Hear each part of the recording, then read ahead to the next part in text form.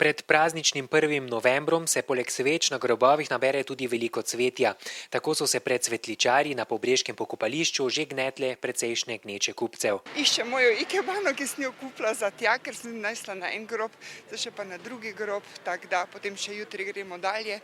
Mursko Soboto, v Ljutomer pa na Kok. Nekatere so nekoliko zmotile visoke cene ikeban, ki segajo tudi do 40 evrov. Sicer smo mi do zdaj vsako leto pač aranžma naročili, ampak ker je recesija vedno težje, sem se letos odločila za eno veliko lončnico. Toda, kot pravijo trgovci, oblikovanje posamezne ikebane zahteva veliko časa. Vsaka stvar pač ima svojo ceno, ampak glede na to, da če bi pa sami vzgajali rože, bi pa verjetno drugače razmišljali. No, to je vsaj moje mnenje, ne to, da jih sami doma vzgajamo in vemo, koliko je s tem dela. V bistvu ja, to je lastna proizvodnja od cvetličarne.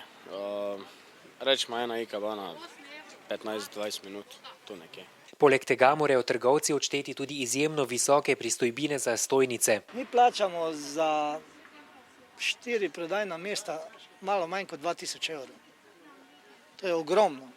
Ogromno. V Ljubljani, na primer, je enkrat ceneje. Cvetličarji in prodajalci sveč so bili sicer z obiskom zadovoljni, vendar največ kupcev pričakujejo predvsem v soboto in nedeljo. In po čem kupci najbolj povprašujejo? Tradicija pravi, da so v 1. novembru krizanteme pajki in pač tega se tudi držimo več ali manj. In tudi te, bom rekel, starejši občani se predvsem tega držijo in se ne poslužujejo suhih ikeban, naprimer medtem ko pa pač za Božič in pa te mrzle dni pa je dejansko pridejo v poštev suhe ikebane. Kot nam je še zaupala ena od prodajalk, številni ljudje na grobovih ne želijo dragega cvetja, saj se bojijo morebitne kraje. Te naj bi bile v kriznih časih čedalje pogostejše.